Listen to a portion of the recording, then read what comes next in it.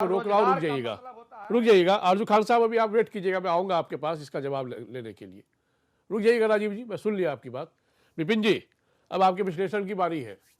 राजनीति में जो दांव पेच चले जाते हैं उसका दूरगामी असर भी देखा गया है अक्सर, और खासकर कुछ ऐसे बयान। राजीव जी, आपकी आवाज़ म्यूट कर दी गई है, अब रुक जाइएगा प्लीज़, निवेदन कर रहा हूँ। मैं आप ही का प्रश्न और बाकी तमाम लोगों के जवाब का विश्लेषण चाह रहा हूँ विपिन धुलियाई से। तो क्या ये जो बयान आया है परिवारवाद पर, हिंदू पर, और जिस तरीके से बिहार से आवाज़ गूंजी और देश में चारों तरफ वो गुंजायमान हो रहा है, क्या कहेंगे आने वाले समय के लिए? नहीं संजय जी, कितना भी कहें कि लालू यादव के बयान को गंभीरता से नहीं लेना चाहिए, लेकिन सच ये है कि बीजेपी ने इसको बहुत गंभीरता से लिया है। बहुत गंभीरता से लिया है, और पूरे मुहिम उन्होंने, वो सोच रहे हैं कि इसको लेकर हम पूरी मुहिम चलाएंगे, जैसे कभी चाय वाला या उसके बाद जो है चौकीदार चोर है, इस तरह इस स्लोगन को वो जरूर इसको प्रचारित करने की कोशिश करेंगे।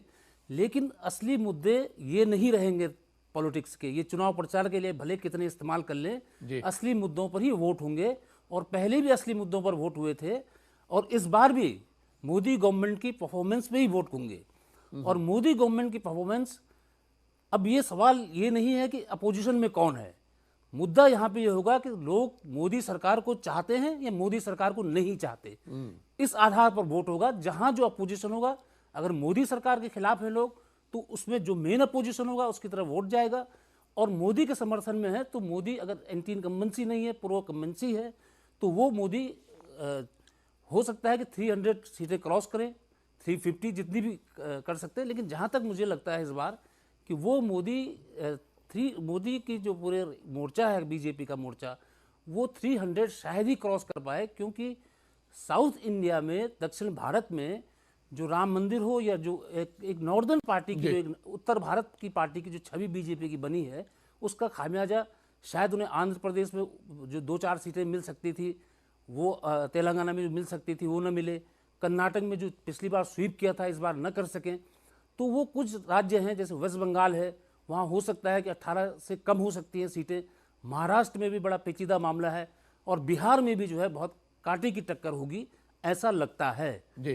तो लेकिन इन बयानों का जो राजनीति में कुछ महत्व तो होता है विपिन जी, क्योंकि अक्सर ऐसा देखा गया है में थोड़ा। अब जैसे कि राहुल गांधी ने 2019 में चौकीदार चोर है का जो नारा बुलंद किया था, और जिस तरीके से एग्रेसिव कैंपेनिंग के जरिए बीजेपी ने फिर उसका जवाब भी दिया था, और फिर तब वही सोशल मीडिया में जिस तरीके से मैं भी चौकीदार का चल रहा था ट्रेंड, वैसे ही आज भी चलना शुरू हो गया, ये मैं मोदी का परिवार।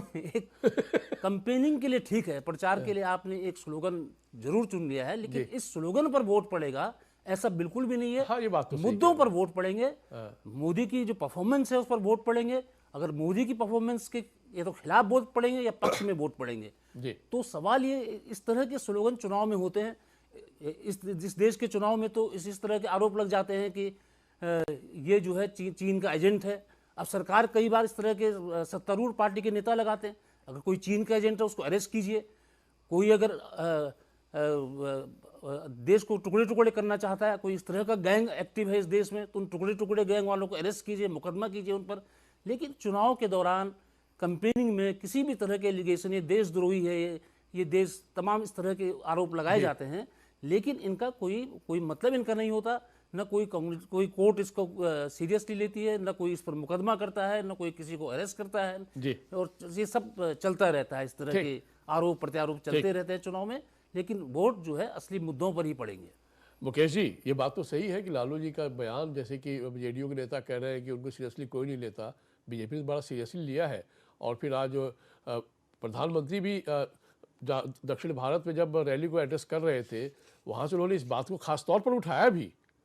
तो इतना ये भी नहीं है कि आपने गंभीरता से नहीं ली है इन बातों को, लेकिन दक्षिण भारत की जो मौजूदा स्थिति है बीजेपी के लिए बहुत सुखद तो नहीं दिख रही, जैसा कि हमारे वरिष्ठ पत्रकार बता रहे हैं।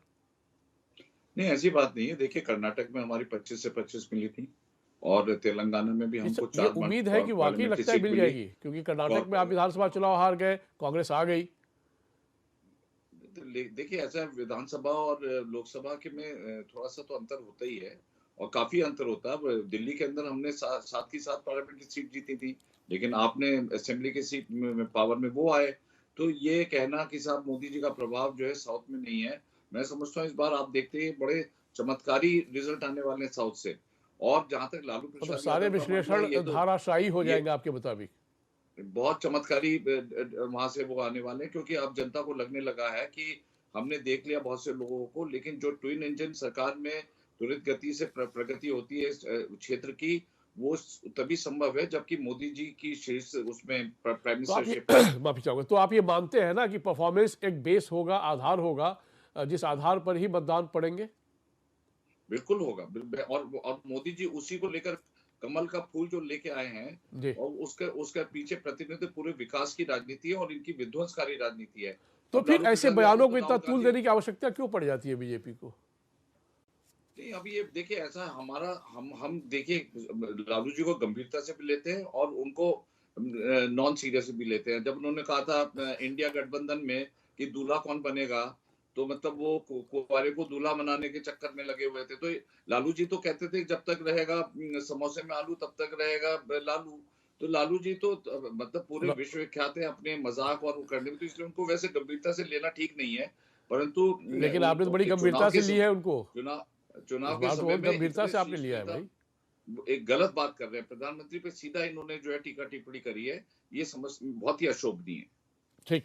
आरजू खान साहब, गंभीर तो बीजेपी है ही इस मामले को लेकर, और क्यों ना हो, मौसम चुनाव का है और इंसान कोई भी ऐसा मौका चूकना भी नहीं चाहता। यदि आप के कहीं कोई कमज़ोर कड़ी आपकी नज़र आ जाए तो बीजेपी भी तो राजनीति ही करने उतरी है मैदान में ना। राजनीति करनी चाहिए, लेकिन राजनीति तो मुद्दों की करनी चाहिए ना। तो ऐसे मुद्दे को आप उछालते क्यों राजनीति हैं? तो हमेशा मुद्दों की होती है, अरे धर्म भाई, विशेष की। जब आप मुद्दे उछालेंगे तो अगला पलटवार भी तो करेगा ही सर। ऐसा तो हो नहीं सकता कि आपको गले जाहिर सी लगाया बात जाएगा। है, जाहिर सी बात है, उनका लोकतांत्रिक अधिकार है कि वो जरूर हमारे ऊपर जो है टिप्पणी करे। जी। लेकिन मैं ये भी आपको बताना चाहता हूं कि बीजेपी ने अपने आईटी सेल पे राहुल गांधी को पागल और मानसिक दिवालिया घोषित करने के लिए करोड़ों रुपए खर्च करती है।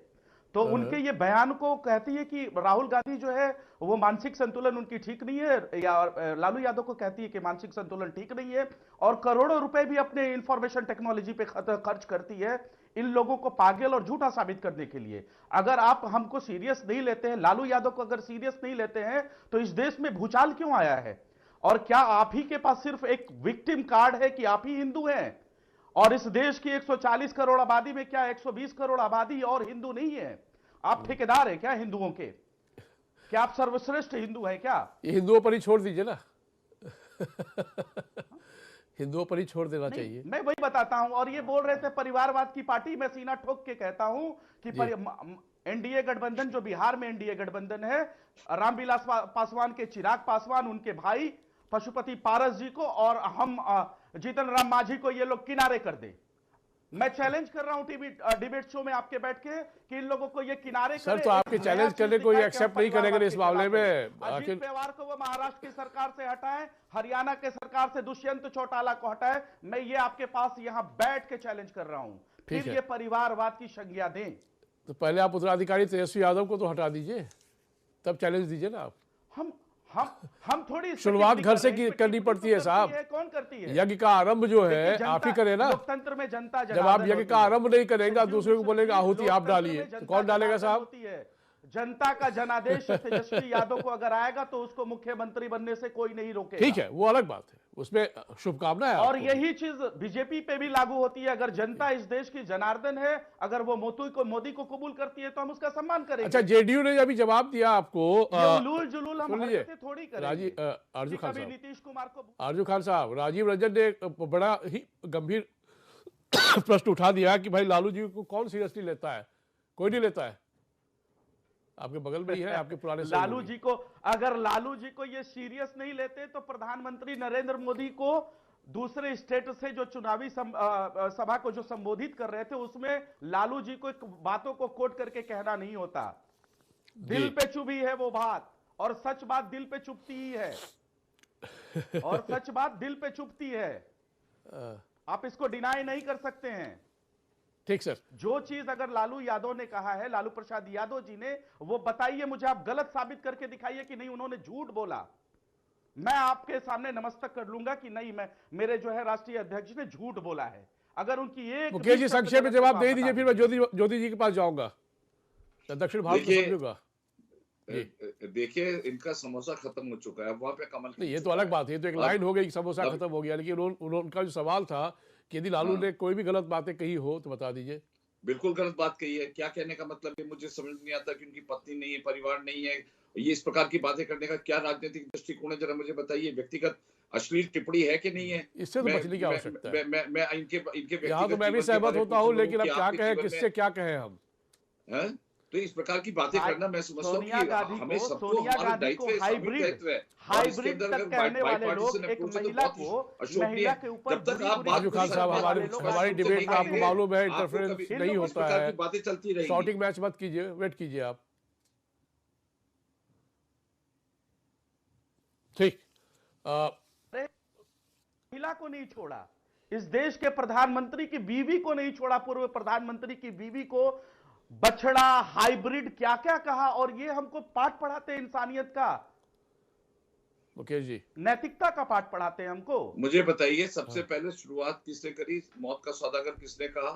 नाली का कीड़ा राबड़ी देवी ने अच्छा, कहा। मान लीजिए कि किसी ने कहा भी है, क्या जहरीला जवाब ऐसे जहरीला ही देने की नाक, आवश्यकता होती है जहरीला क्या मुकेश जी? नाक, गुंडा, सड़क का गुंडा, पता नहीं कितने प्रकार के विशेषण इन्होंने लगाए हैं। और अगर इन मैं ये समझता हूँ कि शैली का देखिए, जो भी है इस्तेमाल गलत होना चाहिए और इसको अगर हम कंडेम नहीं करेंगे तो और हम इसको प्रोत्साहित करेंगे तो मैं समझता हूँ आप देश के परिपक्व मौजूदा प्रजातंत्र राजनीति का में ऐसा ही जो हो रहा है बास साहब, बनाएंगे। हम तो सहमत नहीं होते तो लेकिन गलत करें बात क्या? है ये, गलत बात है ये, बिल्कुल गलत बात। संजीव मिश्र जी, मुझे 1 मिनट का वक्त जरूर दीजिएगा, मैं बीच में टीका अच्छा, टिप्पणी बोल ही नहीं दीजिए, करना बोलिए, चाहता हूं। आपने अच्छा, कह ही बस दिया मैं 1 मिनट एक का। जरूर मुझे वक्त बोलिए, एक सवाल, बोलिए, एक बोलिए, सवाल बोलिए। संजय जी, आप बस एक मैं सवाल, किसी साथ अन्याय इसका नहीं जवाब करता ले हूँ, आप लीजिए। बोलिए। एक सवाल, हाँ प्लीज। सवाल मुझे ये है एक बता आरजू रहे थे जी, कि उनका अश्लील एक सवाल है, बातें सुन हैं। लीजिए। ये आरजू जी, बता रहे थे कि आरजू अश्लील जी सुन बातें लीजिए, हैं। मुकेश जी एक रोज सवाल का कर रहे हैं, उसका गुड़िया जवाब दे हो, दीजिएगा। से भी सौदागर और इन्होंने मुझे याद आरजू से भी पूछता हूँ, परिवारवाद होना चाहिए, हाँ या ना? बस हाँ या ना में जवाब दे दें। अब जवाब दीजिए, परिवारवाद होना चाहिए, हाँ या ना? ये डिप्टी सीएम बना देते हैं, क्यों ऐसा करते हैं? अरे हाँ या ना में जवाब दीजिए ना आरजू जी, आप बड़े बड़े ऊंचे भाषण दे जी। रहे हैं। हाँ या ना, परिवारवाद होना चाहिए कि नहीं? क्या मैंने सुना नहीं, फिर से बताएं। परिवारवाद होना चाहिए या नहीं, ये हाँ या ना हाँ में या जवाब ना? दीजिए। इस देश की जनता जनार्दन है, देखिए लंबा और भाषण जनता दे ही देंगे, अभी जनादेश लंबा तय हाँ या नहीं करती बोल है। पाएंगे। हाँ या नहीं हम इसमें नहीं सब बोल फंस पाएंगे। जाएंगे। क्यों हाँ ना बहुत बोलूं? लंबा भाषण आएगा अभी राजनाथ, इनका। ये चीजें क्या दुष्यंत जवाब ही चौटाला, नहीं है अजीत इनके पास। पवार, सुषमा स्वराज और लोगों पे, राजनाथ सिंह के देखिए बेटों पे और संजय दुनिया जी, देखिए जमाने पे कैसी नहीं दही लागू जमी होती है इनके। क्या? चलिए ठीक है, हो हाँ गया या सर। ना में जवाब अब हम दीजिए आगे मुझे। चलते हैं। ज्योति जी, ये अब आपको शामिल परिवारवाद करते का हैं। सिर्फ आप दोनों का ऑडियो में म्यूट कर रहा हूँ, प्लीज कोऑपरेट कीजिएगा। ज्योति जी, दक्षिण भारत को जरा समझते हैं कांग्रेस की नज़र से। ये बात सही है कि कर्नाटक में पिछले चुनाव में 25 सीटें मिली थी लोकसभा में बीजेपी को। ये बात भी सच है कि कर्नाटक विधानसभा चुनाव जब अभी हुए कुछ महीनों पहले, तो बीजेपी को शिकस्त मिली, लेकिन वो विधानसभा चुनाव थे। कांग्रेस की सरकार है कर्नाटक में, इसमें कोई दो मत नहीं। तेलंगाना में खाता खुला था, 4 सीटें पिछली बार बीजेपी को मिली थी। बीजेपी का कहना है कि इस बार दक्षिण भारत से वो चमत्कारिक परिणाम आएंगे जो सबको हैरान कर देंगे। कांग्रेस किस तरीके से इस बातों को देखती है, इस दावे को? देखिए विशा जी, आपने जो बात की बहुत ही गंभीर बात है और बहुत विश्लेषण करने की बात है। जी, बिल्कुल सही बात है कि आखिर भारतीय जनता पार्टी जब ये दावे करते हैं, और कोई भी रिएक्शन इससे पहले की बातों का मैं ले लेता हूं कि अगर भारतीय जनता पार्टी कोई बात बोलती है और क्लेम करती है तो उस पर विपक्षी पार्टियां या राजनीतिक विश्लेषक अपना उस पर एनालिसिस करते हैं। अगर वो बोलते हैं परिवारवाद की बात तो उन पर भी सवाल उठाए जाते हैं। जब जी। वो हिंदू की बात करते क्लेम करते हैं तो फिर उस पर भी लोग सवाल उठाते हैं। अब जब आप बात कर रहे हैं कि साउथ की बात कर रहे हैं, तो आखिर भारतीय जनता पार्टी और नरेंद्र मोदी किन बातों पर ये दावा कर रहे हैं कि आश्चर्यजनक इसमें रिजल्ट आएंगे? वो तो मैं कह रहा हूं, ये तो कांग्रेस पार्टी और विपक्ष की पार्टियां कह रही है कि हाँ वो सही कह रहे हैं कि आश्चर्यजनक जो भी उनको 1-2 मिले थे या 10-15 वोट मिले थे वो और 2 में बदल जाएंगे। तो वो तो हम कह रहे हैं,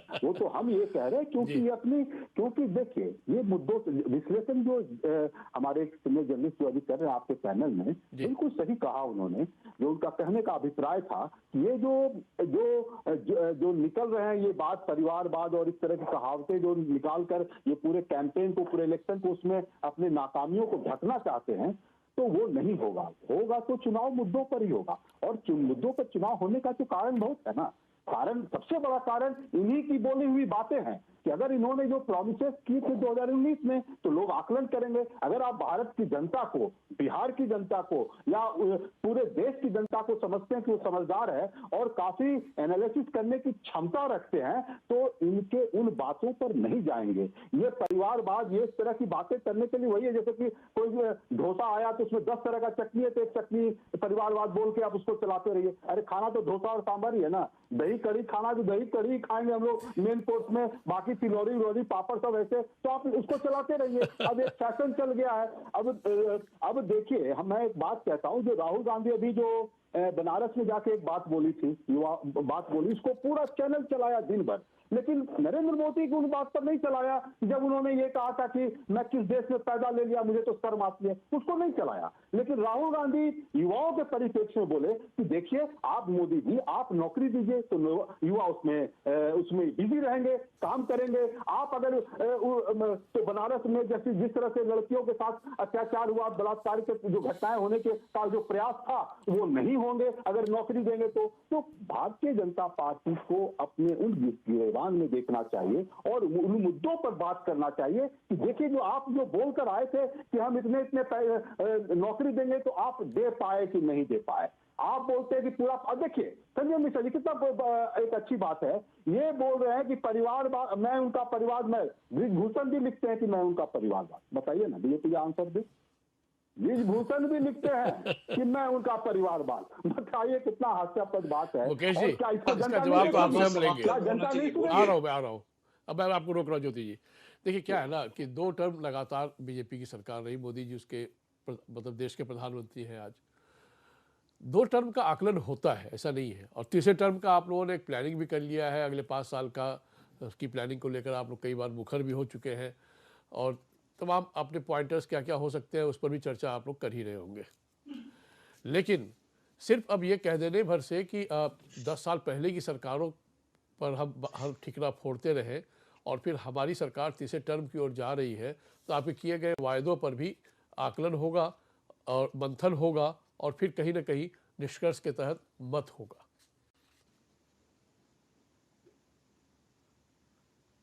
मुकेश जी। अच्छा जी आप बिल्कुल।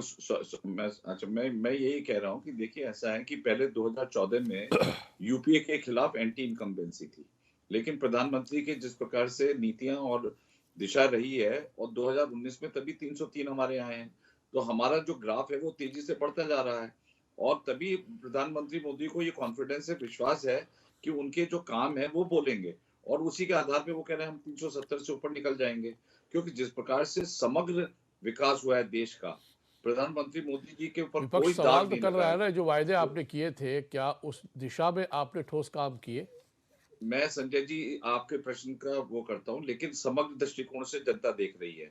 वो जब तुलनात्मक रूप से देखते हैं कि हमारे पास क्या उसमें आप alternative है, 370 को जरूर आप जोड़ रहे होंगे कि 370 आपने समाप्त किया, तो 370 का आपने इस बार टारगेट ले लिया।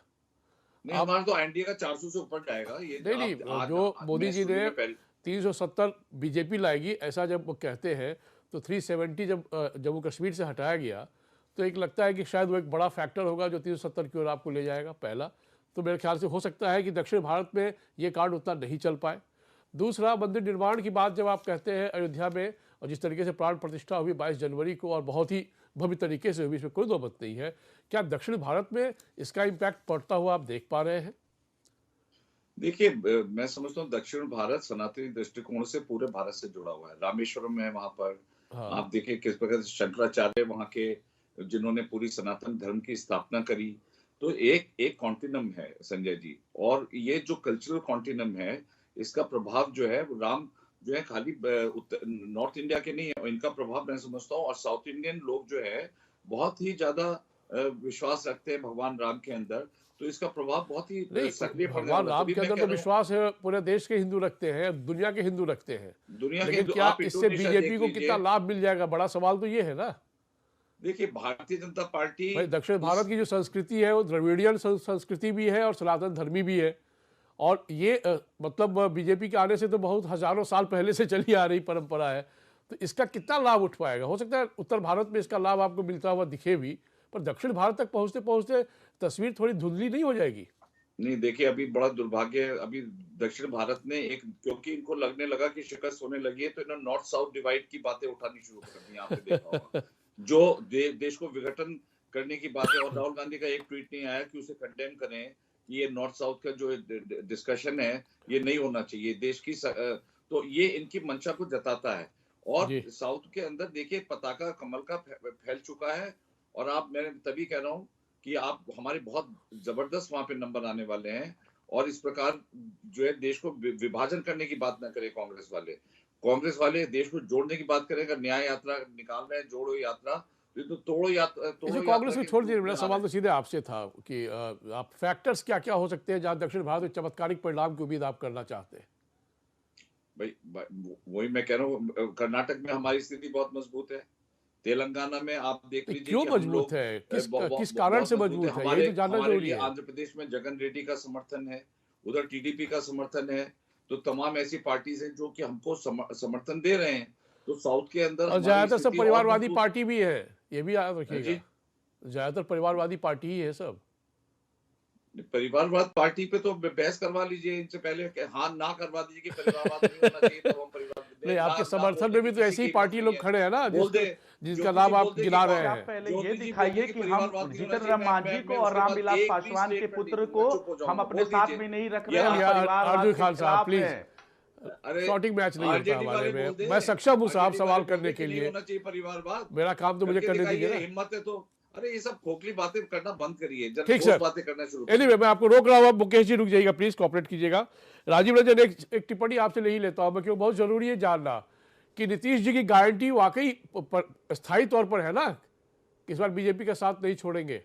और दूसरा कि आप जिस तरीके से हल्के में कहते हैं कि लालू यादव को हम उतना सीरियसली लेते नहीं है, क्या बिहार के राजनीतिक परिदृश्य में 40 सीटों वाला बिहार, क्या वाकई आपको लगता है कि इस बार चुनौती नहीं मिलेगी?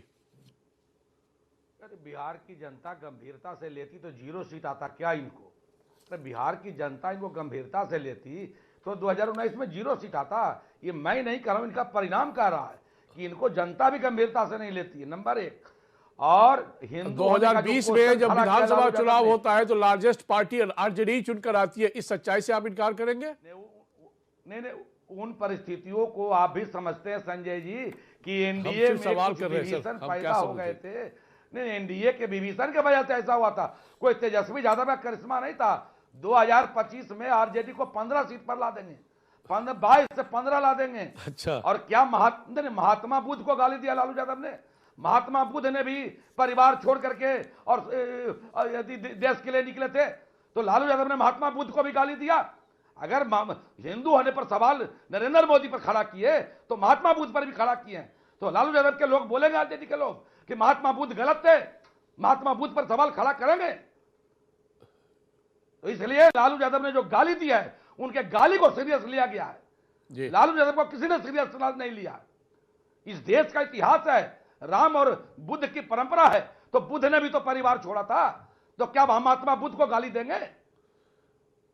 ज्योति जी मैं आपके पास आऊंगा, लेकिन अर्जुन खान की महात्मा बुद्ध नहीं है, एक मिनट की टिप्पणी चाहिए होगी, उन पर ही सवाल है, उनकी पार्टी पर। क्या बात, इसलिए तो मैं कह रहा हूं कि लालू यादव को गंभीरता से बिहार की जनता नहीं लेती है। ठीक सर, और सुन लीजिए, 40 सीट जीतेंगे, और 40 सीट में 1 लाख से ऊपर डिफरेंस होगा। बीपी तो थोड़ा नॉर्मल रखिए आप, ठीक है, दावे करिए पर सामान्य 1 लाख से ऊपर वोट से जीतेंगे। ठीक सर, खाता नहीं खुलेगा पिछुआइस की तरह। ठीक। अर्जुन खान साहब जवाब दे दीजिए, मैं फिर जाऊं उधर अपने विश्लेषक महोदय के पास। हो गया राजीव जी, मैं रोक रहा हूं, आपके बगल में है सहयोगी, सहयोग कर दीजिएगा, मतलब पूर्व सहयोगी। हाँ, जवाब दीजिए अर्जुन खान जी। मैं ये कहना चाहता हूं कि अब ये बताइए कि इस देश में ये कब से परंपरा चलने लगी कि महात्मा बुद्ध को और राम जी को लाके उनके बराबरी, मोदी के बराबरी में लाके खड़ा किया जा रहा है, और ये बताने की ये कोशिश कर रहे हैं जो एनडीए के सहयोगी हैं कि ये राम के मैन्युफैक्चरर हैं, यानी राम ने इनको नहीं पैदा किया, इन्होंने राम को पैदा किया है। ये होता है राजनीति में धर्म का धंधा, और इसको बड़ी खुल के खेलती है एनडीए। नहीं, ये तो यहां मैं आपसे सहमत नहीं हो पा रहा हूं, लंबे चौड़े स्तर पर खेलती है। उसका राजनीतिक लाभ चाहे बेशक किसी दल को मिल जाए, पर राम को इन्होंने बनाया है ऐसा इनका मानना नहीं है साहब, ये तो अलग बात है जो आप कह रहे हैं।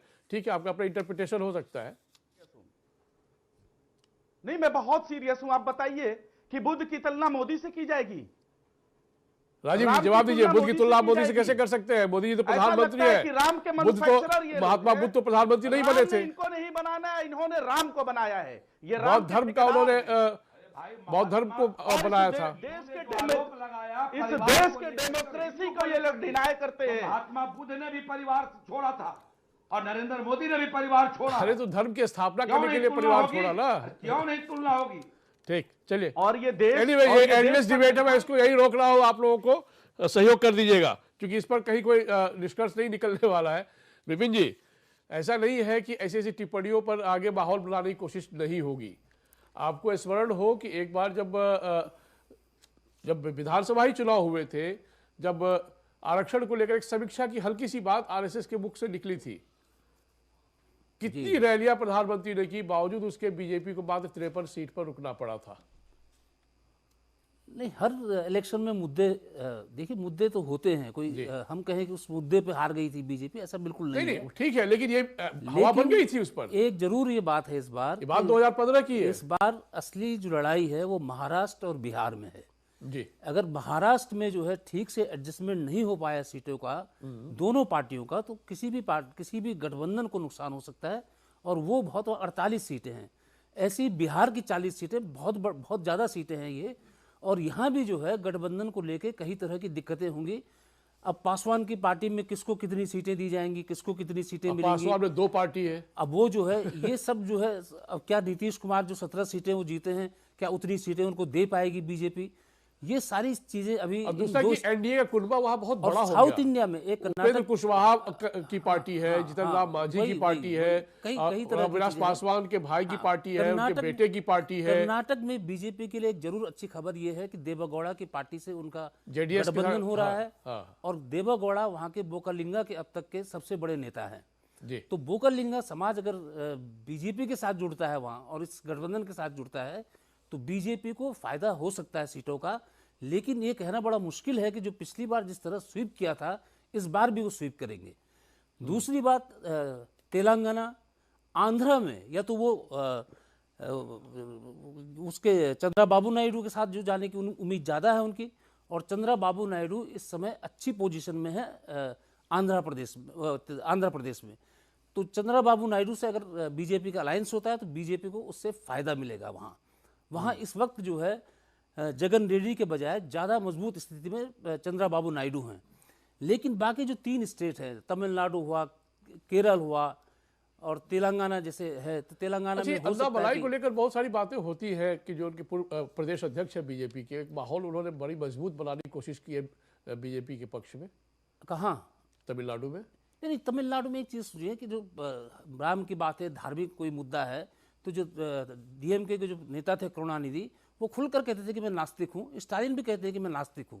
तो वहाँ सुप्रीम कोर्ट ने लेकिन फटकार लगाई उनको। हाँ, तो वहाँ जो है कोई धर्म वाला मुद्दा, कोई राम का मुद्दा, दूसरे धर्म को आप कैसे कटघरे में खड़ा कर सकते हैं? कितने भी बड़े मंदिर हों, वहाँ बड़े बड़े मंदिर हैं, वहाँ मीनाक्षी टेम्पल, वहाँ रामेश्वरम, बड़े बड़े मंदिर तमिलनाडु में हैं। वो तो उत्तर भारत में भी नहीं है उतने बड़े मंदिर, और उतने धार्मिक उत्तर भारत में भी नहीं है लोग जितने तमिलनाडु में हैं। लेकिन चुनाव में जो है कभी भी वहाँ धार्मिक मुद्दों पर चुनाव नहीं हुआ करते। और वो खुलकर कहते थे करुणानिधि, खुलकर स्टालिन कहता है कि मैं नास्तिक हूँ। उसके बाद भी इस समय का जो सर्वे हैं लोगों के, जो मानना है कि स्टालिन जो है वहाँ स्वीप करने जा रहे हैं। तो वही चीज़ें जो है, जो मुद्दे उत्तर प्रदेश में अहम है, वो मुद्दे ज़रूरी नहीं तमिलनाडु में भी अहम हो। नॉर्थ और साउथ को बांटने की बात नहीं है। हर स्टेट के मुद्दे, हर स्टेट की पहचान, हर स्टेट का कल्चर, हर स्टेट की पॉलिटिकल एक राजनीतिक जो समझ है उसमें अलग अलग है। कहीं जातिवाद हावी है तो कहीं धर्म के मुद्दे हावी हैं। अब उत्तर प्रदेश के अंदर हो सकता है कि धार्मिक मुद्दों पर जो है एक पोलराइजेशन हो, एक ध्रुवीकरण हो, लेकिन ये ज़रूरी नहीं है कि दूसरे स्टेट में, बिहार में भी ऐसा हो सकता है बिहार में कास्ट इक्वेशन से महत्वपूर्ण हो जाए। कास्ट इक्वेशन बहुत महत्वपूर्ण रहता है। यादव मुसलमान जो है उसके साथ अगर कोई दलित वोट और जुड़ता है या एंटी इनकम्बेंसी कोई नीतीश कुमार को लेके, वहाँ ज़रूर ये है कि नीतीश कुमार जितनी सीटों पर लड़ेंगे वो बीजेपी को नुकसान पहुँचा सकते हैं। वो नीतीश कुमार के खिलाफ एक एंटी इनकम्बेंसी तमाम जो है, जो वहाँ के पत्रकार और तमाम जो कहीं जो सर्वे वगैरह जो कर रहे हैं, जिन लोगों से मेरी बातचीत हुई है कि वहाँ जहाँ जिन सीटों पर नीतीश कुमार चुनाव लड़ेंगे, जो कि 17 सीटें उनके पास हैं, शायद 17 सीटें तो उनको नहीं मिल पाएंगी, लेकिन उन सीटों पर नीतीश कुमार हार सकते हैं और ये बीजेपी के लिए एक बड़ी समस्या है। हो सकता है कि बीजेपी की जो सीटें लड़े वो बीजेपी जीत जाए। ठीक तो ये बिहार में ऐसा नहीं है कि स्वीप करने की स्थिति में मुझे नहीं लगता कि नहीं, वहाँ अब तक की NDA रिपोर्ट है। तो यही आ रही है कि मुकाबला थोड़ा कड़ा बहुत है कांटे का, और कठिन मुकाबला मुकाबला कांटे का है। है बिहार में। अब इसमें कल क्या होता है वो तो भगवान ही जाने और भविष्य ही जाने। लेकिन ज्योति जी, मैं आप ही के पास आ रहा हूँ, धैर्य रखने के लिए बहुत शुक्रिया आपका। लेकिन समझाइए आप कि दक्षिण और उत्तर कांग्रेस एक तो अपनी ज़मीन तलाशती हुई दिख रही है, खासकर मेजर स्टेट में आप स्टेक होल्डर ही नहीं हो पा रहे हैं, आपको बैतरणी के भरोसे चलने की आदत पड़ गई है। ये अलग बात है कि राहुल गांधी न्याय यात्रा निकाल रहे हैं और माहौल बनाने की कोशिश कर रहे हैं, पर फिर भी भरोसा उतना तक मजबूत नहीं हो पा रहा है। क्यों? नहीं, देखिए, अब बहुत से चीजों चेंज हुए। आप जो बात कर रहे हैं 2019 और 2014 की बात कर रहे हैं, लेकिन अब जो है काफी चीज चेंज हुई है। उस चेंज का सबसे बड़ा कारण भारतीय जनता पार्टी और जो इनके वादे रहे हैं, जो कमिटमेंट, जो बातें इन्होंने बोले कर आए थे, वो सबसे बड़ी बात यही है। और अभी इससे पहले जो एनालिसिस कर रहे थे, बिल्कुल सही, कि मैं ही बोलने वाला था कि बिहार का जो असमंजस है लोगों के वोटर में, वो ये है कि देखिए अभी 2, 3, 15, 20 दिन पहले तक भारतीय जनता पार्टी, जैसे मैं एक एग्जांपल लूं कि भागीरथी देवी बीजेपी की एक महिला थी जो नीतीश कुमार को क्या क्या नहीं बोली, और उसके लिए भारतीय जनता पार्टी रोड पर उतर गई महिलाओं के अधिकार के लिए और उनके सम्मान के लिए। अब लोग को समझ में नहीं आ रहा है कि मैं क्या करूं, मैं नीतीश कुमार को वोट दूं, 17 जो सीट पर लड़े थे ये पार्लियामेंट के, तो ये बहुत बड़ा सवाल है। और नरेंद्र मोदी का जो सबसे बड़ा डर क्या है, जो उन्होंने ठीक बोला कि महाराष्ट्र और कर्नाटक और बिहार, ये 3 स्टेट में किसी तरह वो चाहते थे कि अगर उनको सबसे बड़ा डर क्या है कि 272 से अगर नीचे आ गए तो हमें भारतीय जनता पार्टी के नेता ही हमें नहीं छोड़ेंगे। सबसे बड़ा डर वो है, सबसे बड़ा डर। सही सीरियसली आपको बता रहे हैं। देखिए, अगर ये मैक्सिमम है राजस्थान में, गुजरात में, बहुत जगह मैक्सिमम है, तो वहां 25 सीट है, तो 26 सीट तो नहीं आ जाएगी ना।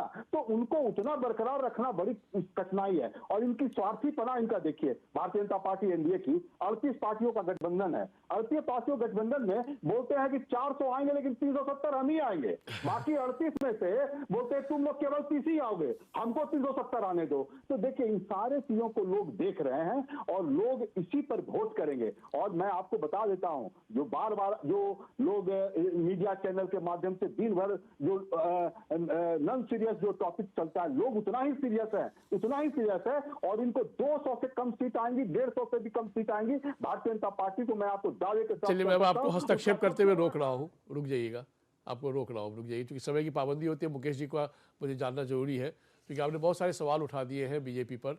तो मुकेश जी, आपके पास भी समय है, आप खुलकर उसका जवाब दीजिए।